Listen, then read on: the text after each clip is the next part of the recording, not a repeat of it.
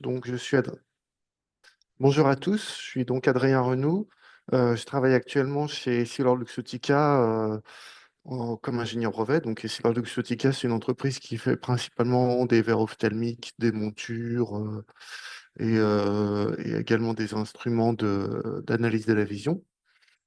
Et je suis là donc pour vous parler du métier d'ingénieur brevet de façon générale et pas spécifiquement à ce qu'on fait chez EssilorLuxottica. Donc moi, au niveau de mon background, j'ai fait une thèse de doctorat que j'ai soutenue en 2005 dans le domaine du traitement du signal et des télécommunications. Suite à ça, j'ai travaillé jusqu'en 2011 chez Thales Communications.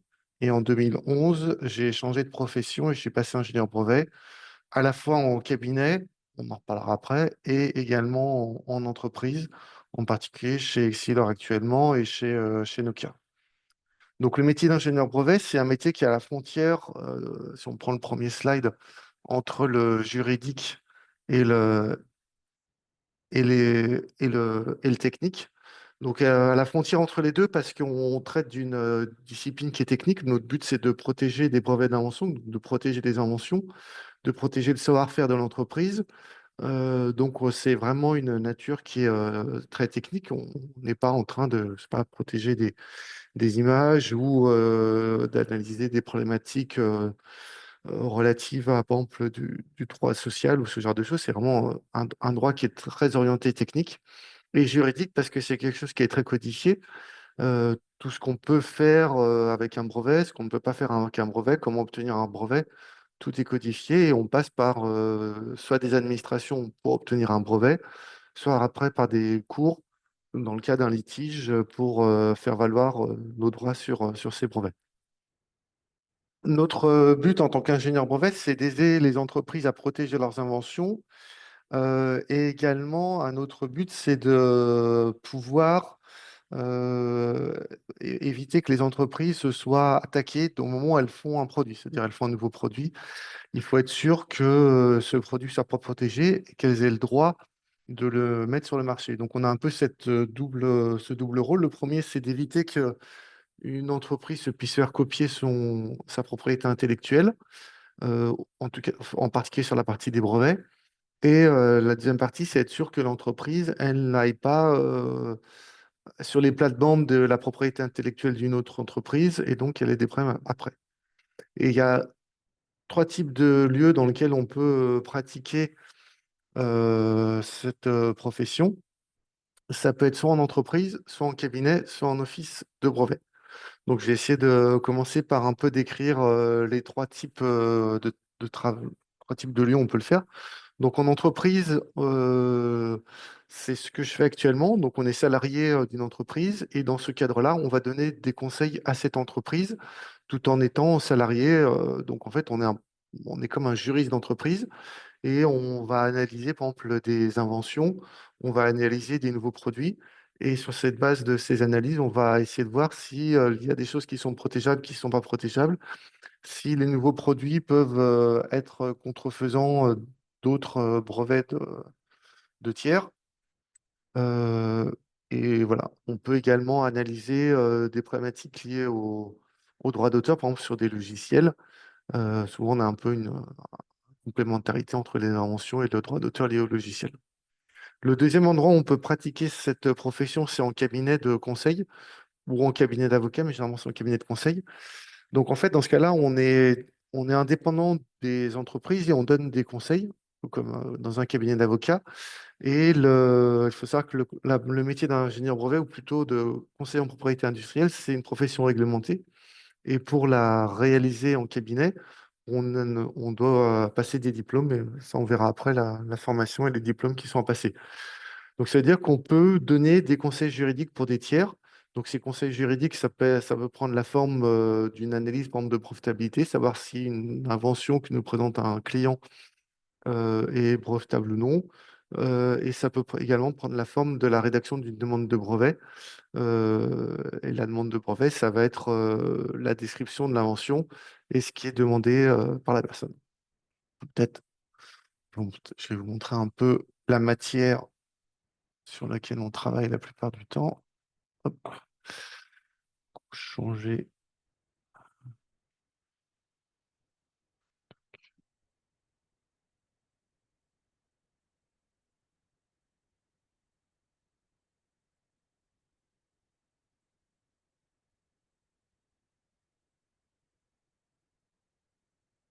l'écran.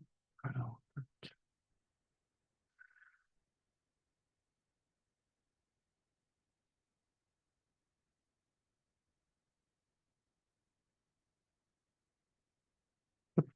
donc là, ça représente à l'écran un brevet.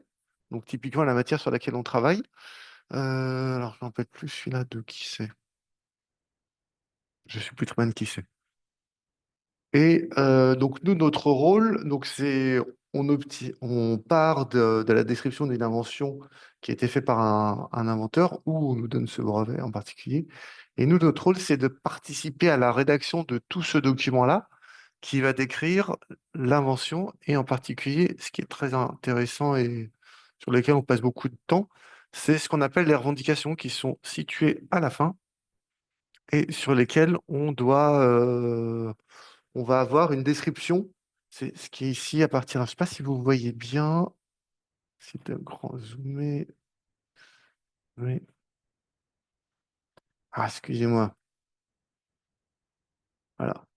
Ce qui commence ici à partir de We claim a headset avec unmodified combination of an off-the-shelf mobile computing device. Et c'est cette partie en fait qui va décrire un peu l'invention qui a demandé la personne et l'invention sur laquelle on a une protection. Donc c'est un peu notre matière première à nous. Enfin, la matière première, ça va être un peu du jus de cerveau des inventeurs. Et en partant de ça, on va être obligé de comprendre ce qu'ils ont fait et essayer de voir qu'est-ce qui est protégeable, qu'est-ce qui n'est pas protégeable et comment le protéger.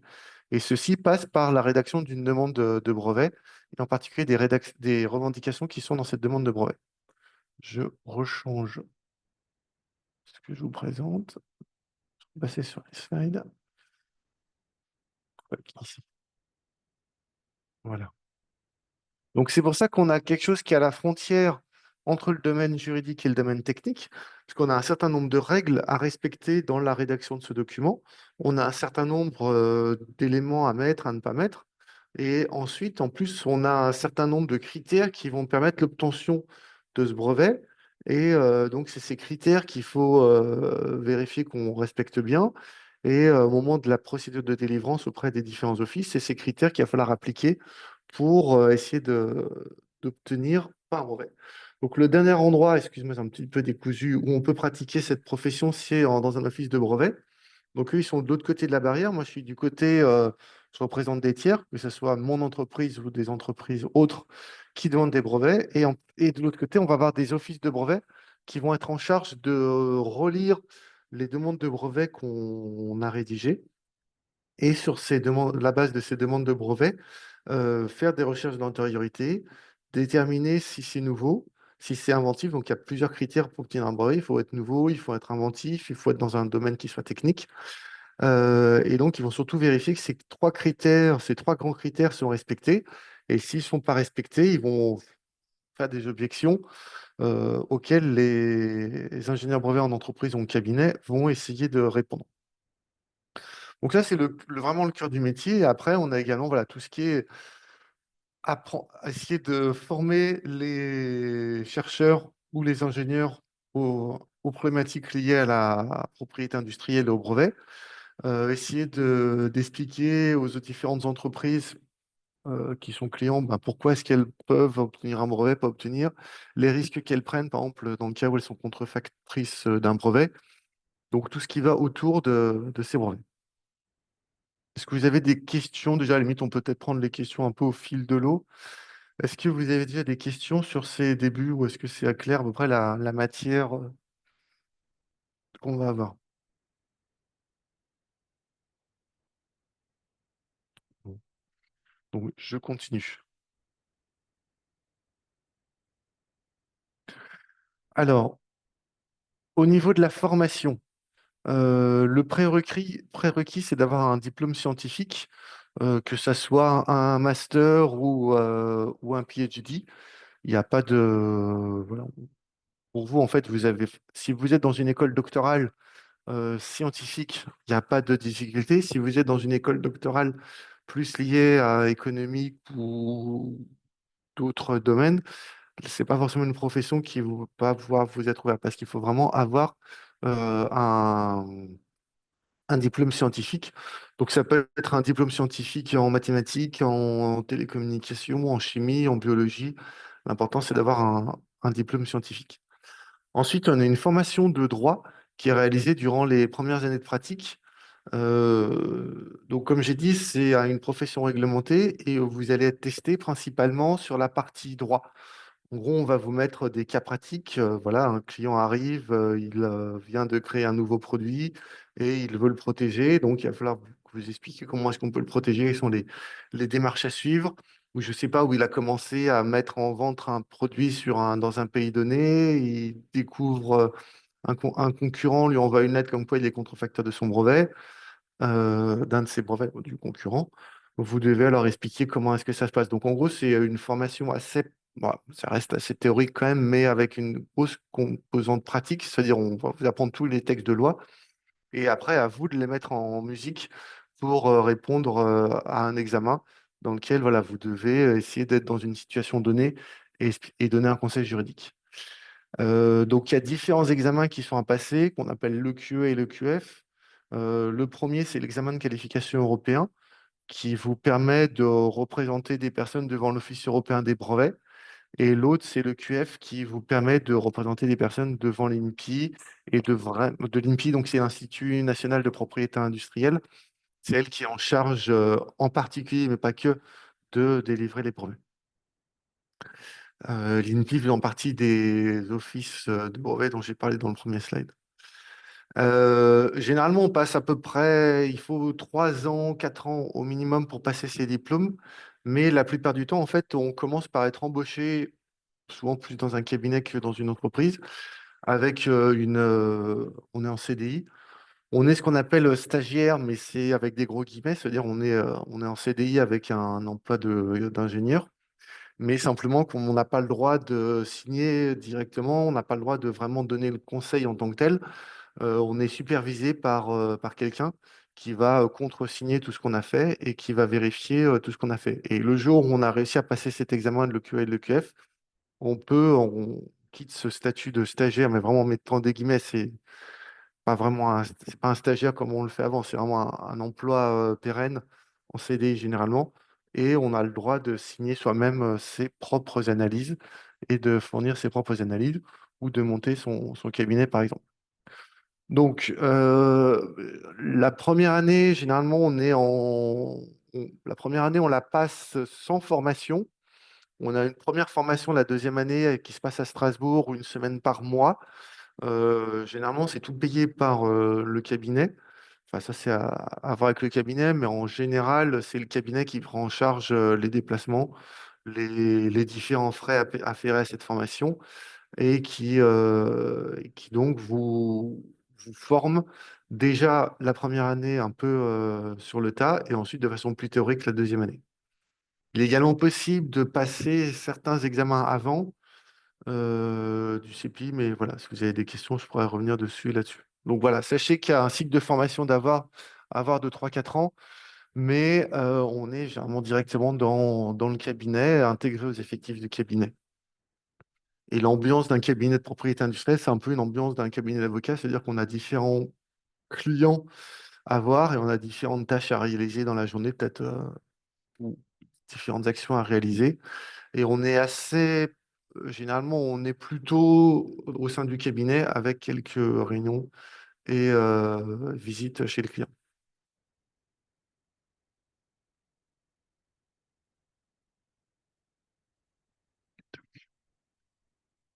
Euh, un ingénieur brevet, donc je vais revenir un peu là-dessus. Là, ça me permet un peu je reprends un peu les questions qu'a donné Frédéric. Et je vais répondre en même temps à ces questions.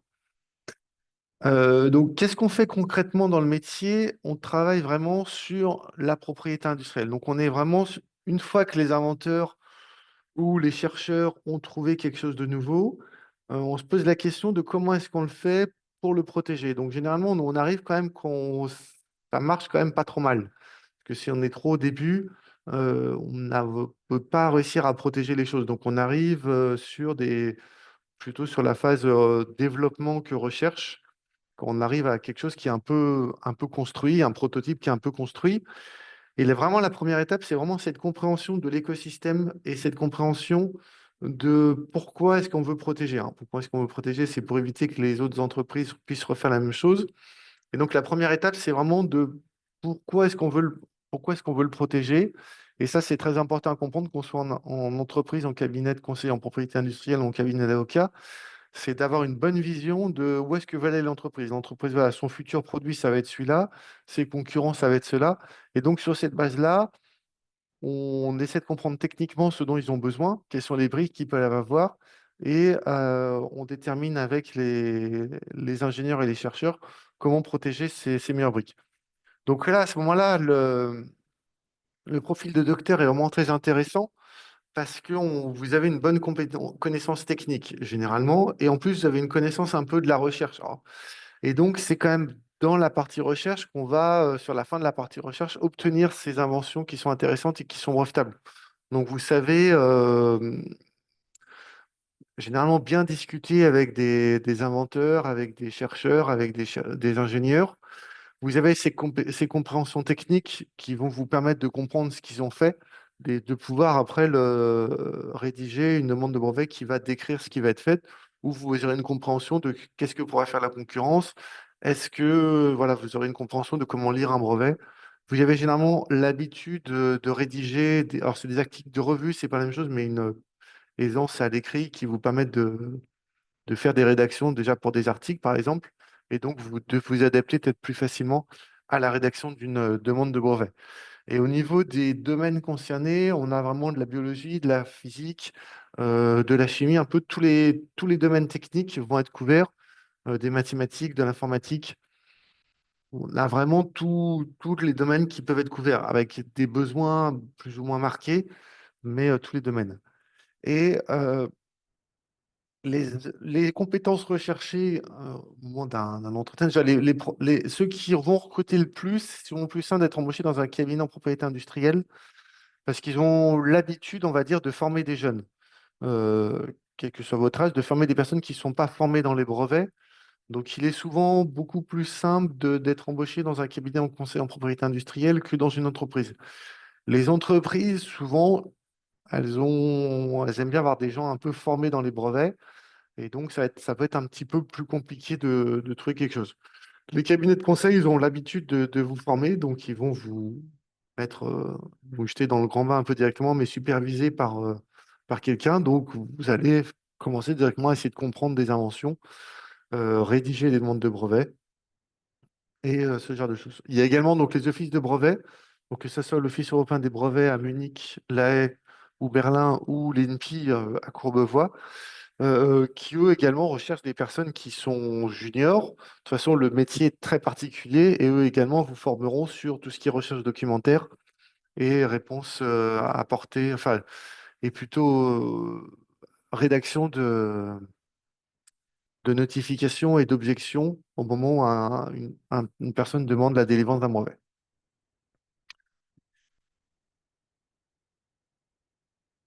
Donc vraiment, les compétences à mettre en avant au niveau du recrutement, vont être voilà, vos compétences techniques, vos compétences un peu rédactionnelles, si vous avez eu l'occasion de rédiger des articles. Si vous avez participé à la rédaction d'une demande de brevet, ça peut être un plus, mais ce n'est pas forcément nécessaire. Et de la même façon, on ne va pas vous demander d'avoir une compréhension du système du brevet. Après, ce qui est bien, c'est d'avoir en tête un peu, de vous être un peu renseigné sur les formations à avoir. Avoir en tête que voilà, il y a un cycle de formation, un cycle de 3 4 ans. Et la perspective, c'est ça, c'est que vous êtes embauché en tant qu'ingénieur brevet. Et la perspective à moyen terme, c'est d'être qualifié, d'obtenir vos diplômes et donc de passer vraiment conseil en propriété industrielle, voire avocat. Donc les perspectives sont celles-là, donc c'est passer l'examen et essayer de progresser dans sa pratique, d'avoir différents. Généralement, on commence par on essaie de rester un peu dans le domaine technique initial que l'on connaît. Parce que si on doit commencer à apprendre un nouveau domaine technique et le droit des brevets en même temps, c'est un peu compliqué. Et après, au fur et à mesure, vous allez progresser. Vous pouvez changer de domaine technique, essayer d'avoir des domaines techniques un peu plus larges et donc potentiellement après peut-être passer avocat dans le domaine des brevets et faire plus des litiges, des choses un petit peu différentes. L'autre possibilité qu'il y a, c'est par exemple, de passer, faire du management également d'ingénieur brevet, un peu comme dans toutes les professions. Il y a forcément des managers.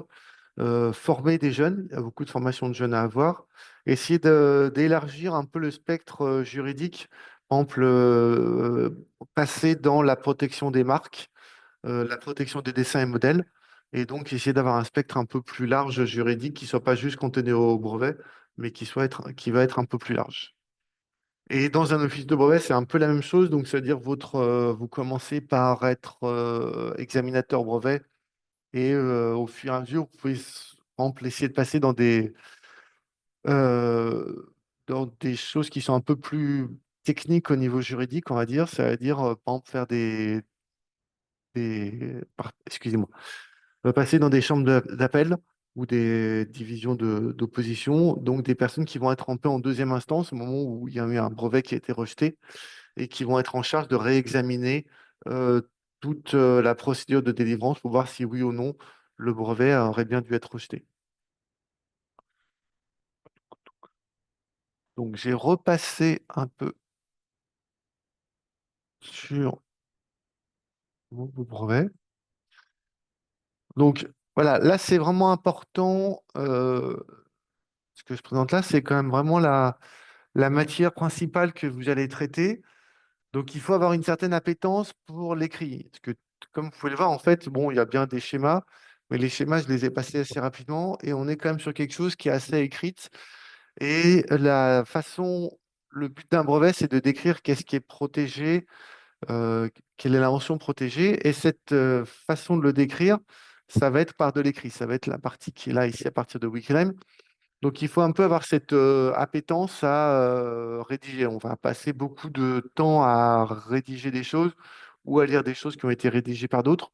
Mais au moins dans les débuts, ça va être peut-être 50% de son temps qui va être de la rédaction ou comprendre d'autres documents techniques qui vont être rédigés et avoir cette compréhension assez fine d'un brevet pour réussir à protéger au mieux les inventions de son client ou à protéger en mieux le fait que son client puisse réaliser son produit.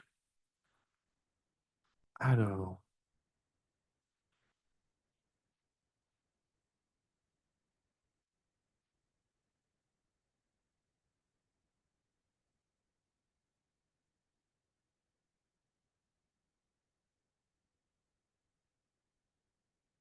excusez-moi, j'ai perdu. Ah, j'ai perdu ma fenêtre. Je vous la remets. Hop.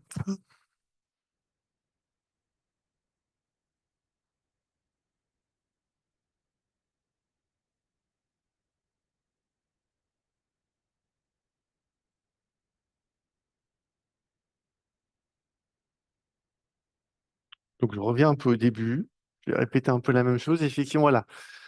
L'ingénieur brevet, c'est vraiment un métier qui est à la frontière entre le. C'est un peu la conclusion de la présentation. C'est un métier qui est à la frontière entre le domaine juridique et technique. Le but, c'est vraiment d'aider les entreprises. Alors, ils sont un peu austères, mais cela n'est pas tous aussi austères que ça dans, tant qu'ingénieur brevet. D'aider les entreprises à protéger les inventions. Ça serait vraiment le début si vous entrez dans la profession. Et après, ça peut être aider les entreprises à protéger des dessins et des designs, en fait, à un nouveau produit. Ça peut être également aider les entreprises à protéger des logiciels, voire des choses un peu plus larges, vraiment plutôt techniques. Ça peut se pratiquer donc de trois façons différentes, en entreprise, en cabinet ou en office de brevet. En entreprise au cabinet, on est un peu du même côté de la barrière, ça veut dire on représente un client et on doit faire en sorte de protéger au mieux ses intérêts. Et en office de brevet, on est un peu de l'autre côté, c'est-à-dire bah, c'est nous qui devons juger. Les examinateurs, c'est eux qui doivent juger est-ce qu'un nouveau brevet mérite le fait une nouvelle demande mérite d'être protégé et s'il ne mérite pas d'être protégé, justifier pourquoi est-ce qu'il ne mérite pas d'être protégé. Donc mérite, est-ce qu'il est nouveau, est-ce qu'il est inventif? Donc, dans les deux cas, ça permet, que ce soit en entreprise ou en brevet, de vraiment être tout le temps à la pointe de ce qui se fait au niveau technique. Parce que ce qui est protégé, généralement, c'est pas tout le temps exceptionnel, mais ça reste quand même à la pointe. On est obligé de vraiment avoir une compréhension assez fine de ce qui va être fait. Et ce qui est intéressant également, c'est qu'on n'est pas spécialisé. Vous serez généralement un peu moins spécialisé que ce que vous faites durant votre thèse. Vous serez l'équivalent. Voilà, si vous avez de la physique, ben, vous ferez un peu tout en physique. Si c'est de la chimie, un peu tout en chimie. Et si c'est de la mécanique, un peu tout en mécanique. Mais même chose pour la biologie. Donc c'est intéressant parce que ça vous ouvre des perspectives techniques qui sont assez larges.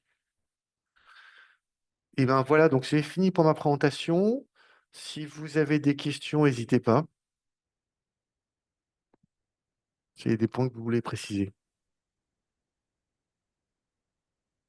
Prenez la parole, hein, je pense directement, ou alors mettez dans le chat si jamais vous avez des problèmes de micro.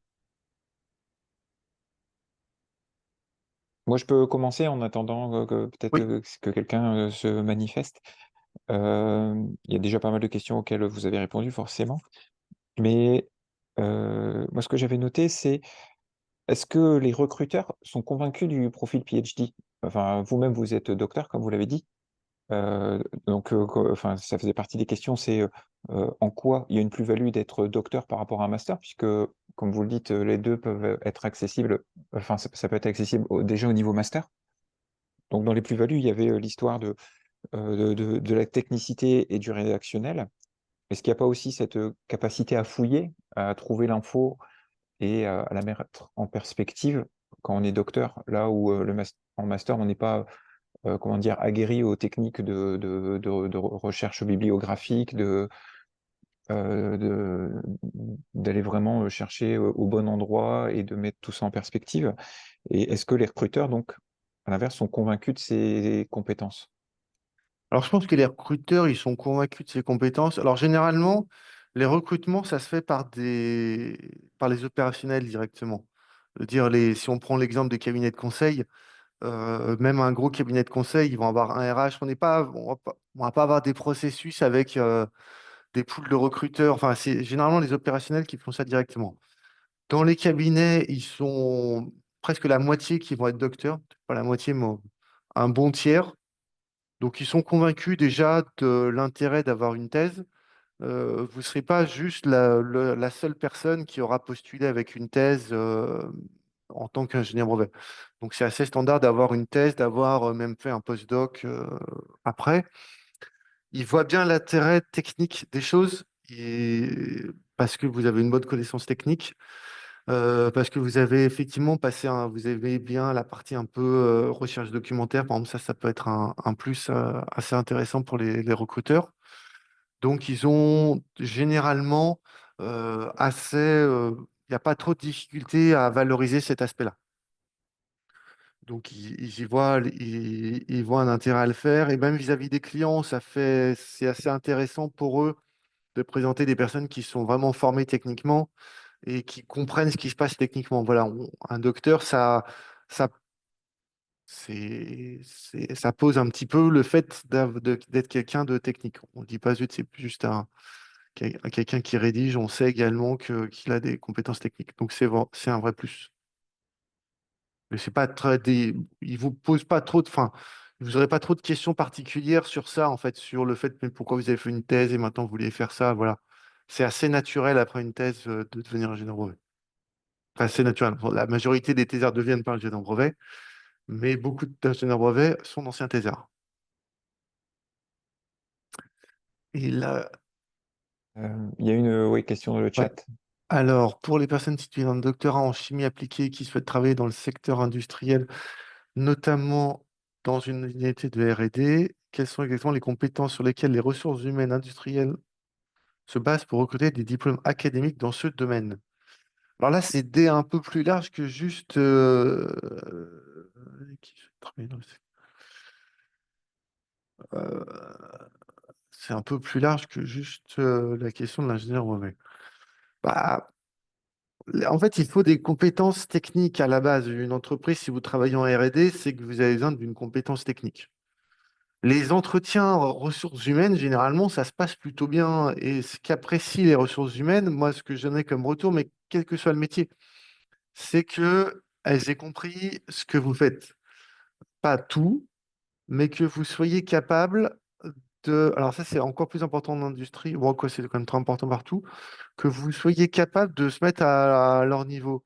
Et l'exercice peut être un peu compliqué si vous avez en même temps des ressources humaines dans le même entretien que l'opérationnel. Je pense qu'il ne faut pas oublier la personne des ressources humaines qui est là.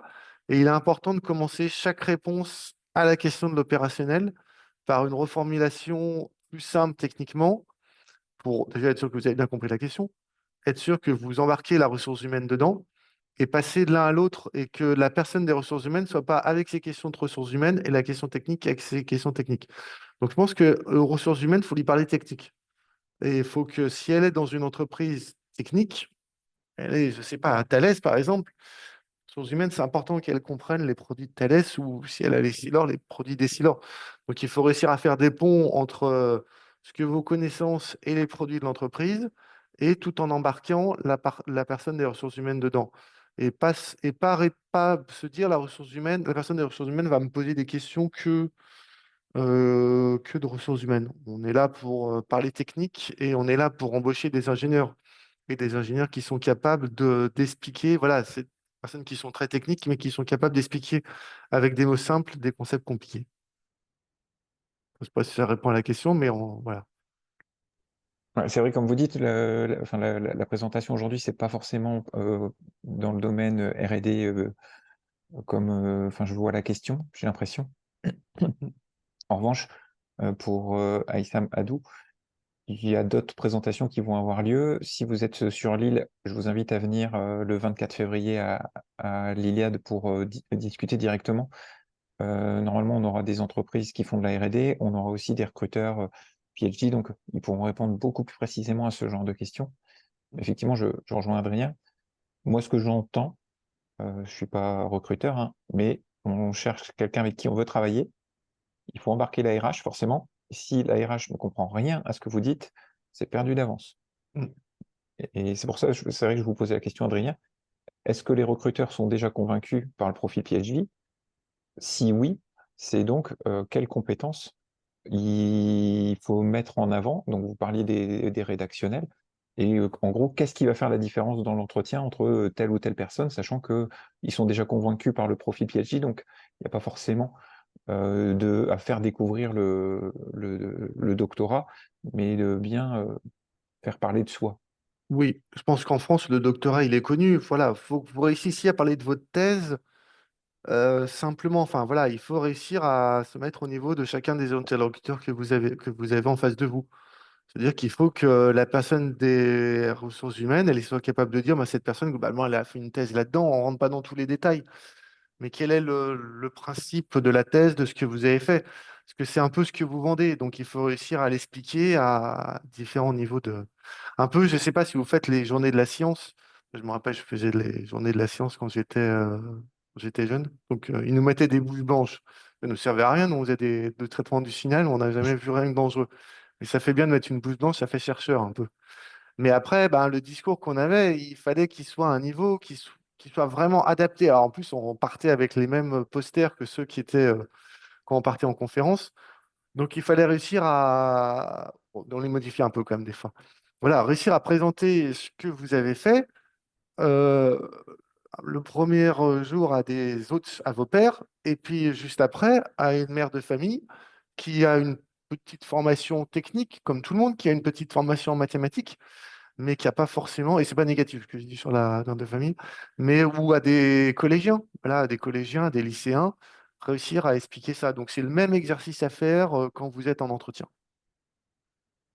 Il y a une autre Alors, question. Oui. merci beaucoup pour cette présentation. Bon, ça, j'aime bien comme question, elle n'est pas très dure à répondre. Recommandez-vous de démarcher spontanément les cabinets en pays pour décrocher le stage CDI que vous mentionnez? Oui, alors je pense que vous pouvez le faire. Vous pouvez démarcher directement les cabinets. Donc, ce que j'ai dit stage, voilà, vous serez embauché comme ingénieur brevet junior, ça dépend un peu des noms. Le terme de stage est pas utilisé énormément en France, il est plus utilisé dans d'autres pays, on va parler de trainee, patent attorney, ce genre de choses. Mais ça reste en France, en tout cas, un CDI. C'est assez rarement un CDD pour une question bête, c'est que comme ils vont vous former et que ça va vous coûter, là, va leur coûter cher, c'est pas pour que vous vous barriez au bout de 18 mois. Sinon, ils auront. Enfin, c'est rarement un CDI, ça va pas. Un CDD, pardon, excuse-moi, ça va pas coller. Donc, vous avez bien parlé de CDI, Lucas, il n'y a pas de problème dessus. Donc, généralement, c'est un CDI avec une clause de diffamation.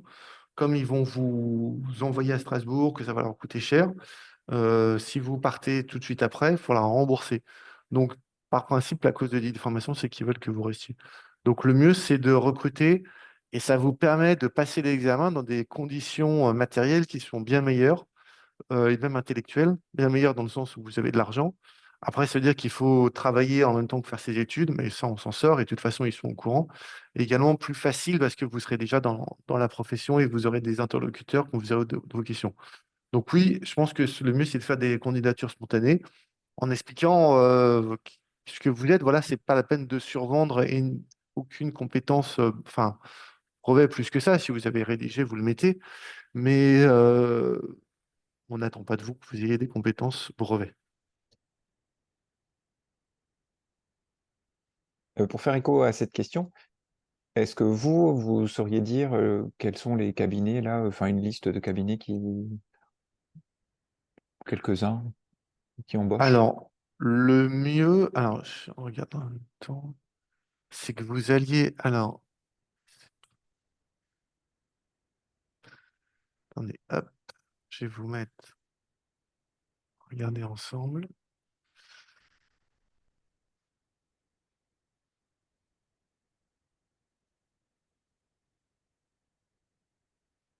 Donc ça, c'est le site de la CNCPI.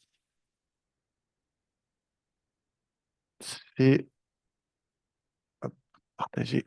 Voilà. Donc c'est l'équivalent du barreau pour les avocats, mais pour les, pour les conseils en propriété industrielle. Si on va dans Anios, parce que je ne suis pas allé il y a longtemps,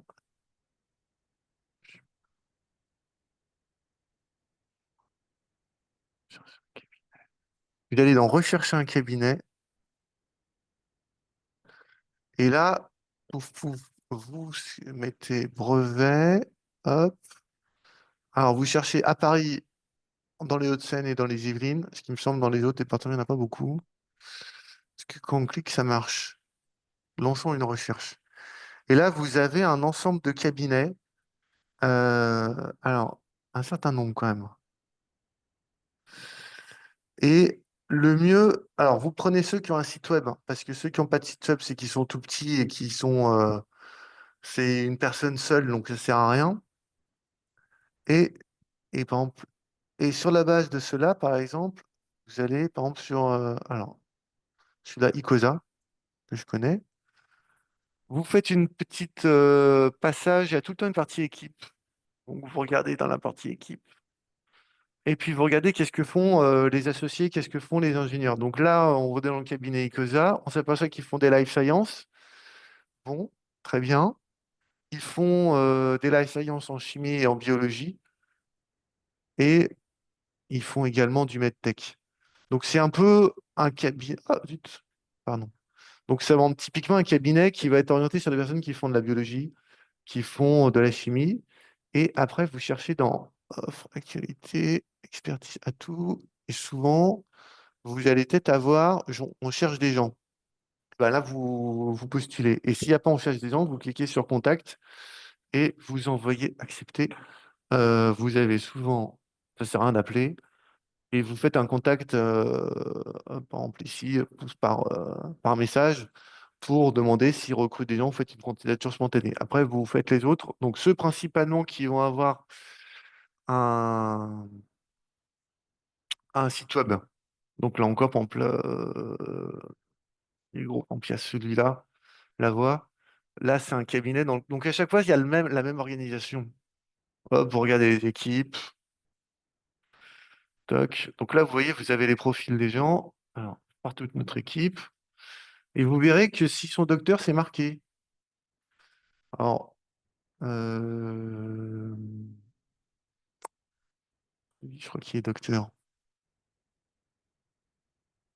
Ingénieur, docteur de formation. Donc c'est pour vous dire que c'est quand même quelque chose qui est valorisé sur le site web. Damien, il s'est marqué il est docteur dans les autres docteurs. Il me semble que... Ah, excusez-moi, je suis pas sur le bon endroit. Sophie Oriol. Ah, elle n'est pas docteur. Voilà, donc faites cette démarche-là. Regardez un peu quels sont les types de profils de personnes qui sont dedans. Donc là, il me semble qu'il est docteur aussi. Non, alors je me trompe. Mais bon, hop, on va arrêter de montrer les visages des gens tout le temps. C'est vrai que vous m'avez demandé si mon droit d'image était bon, mais pas forcément ceux des autres cabinets, mais c'est pas trop grave. Donc voilà, la démarche que vous avez, je pense que c'est celle-là à faire. Là, vous avez un peu la liste de tous les cabinets. Vous faites déjà les cabinets de Paris et vous faites les cabinets Hauts-de-Seine et Yvelines, parce qu'il y a certains autres cabinets qui sont dans les Hauts-de-Seine et les Yvelines. Et là, vous aurez déjà tout un panel. Donc tous les cabinets où il n'y a pas de site web, c'est que généralement, c'est des personnes qui sont un peu seules, donc il y a beaucoup moins de chances qu'ils cherchent des gens. Donc partez plutôt sur les cabinets qui ont un site web. Donc, essayez de faire un peu le tour des cabinets. Ceux qui ont un certain volume de personnes aussi, s'il y a une ou deux personnes, ça peut être un petit peu, c'est pas forcément un cabinet qui va chercher. Et là, sur cette base-là, vous pouvez faire des candidatures spontanées. Je pense que ça peut être une bonne option de faire ça. S'il y a une offre, vous pouvez y répondre. S'il n'y a pas d'offre et que le cabinet semble quand même avoir des personnes qui sont un peu dans vos domaines de compétences, vous pouvez, je pense, faire une candidature spontanée.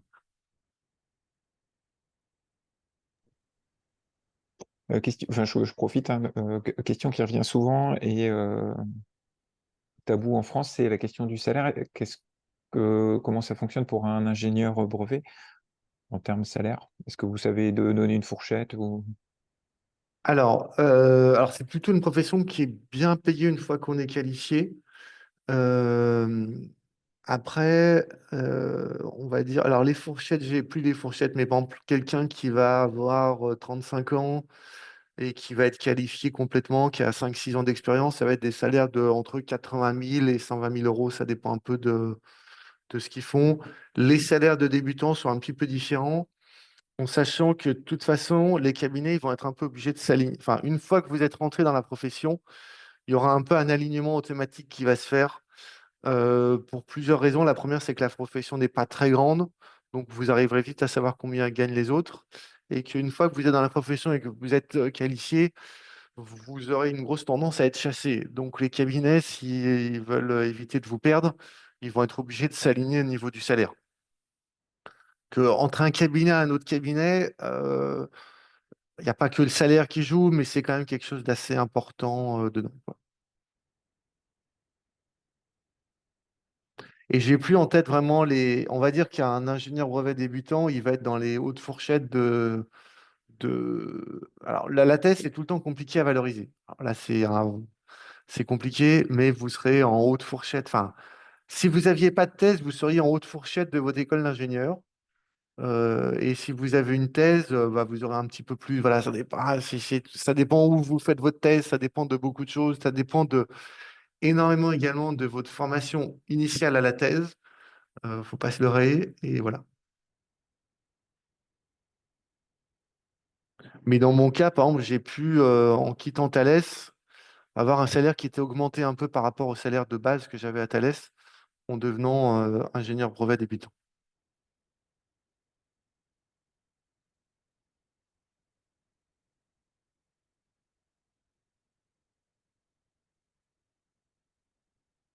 Est-ce qu'il y a d'autres questions? J'en ai pas vu dans le chat.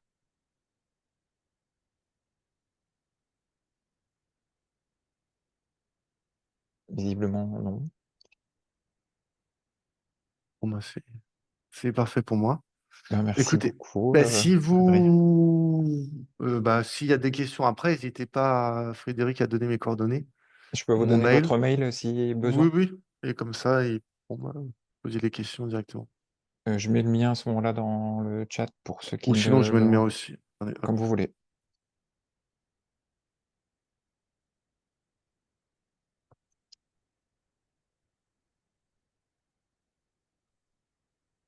Voilà. Donc, n'hésitez pas à m'envoyer un mail si vous avez des questions supplémentaires.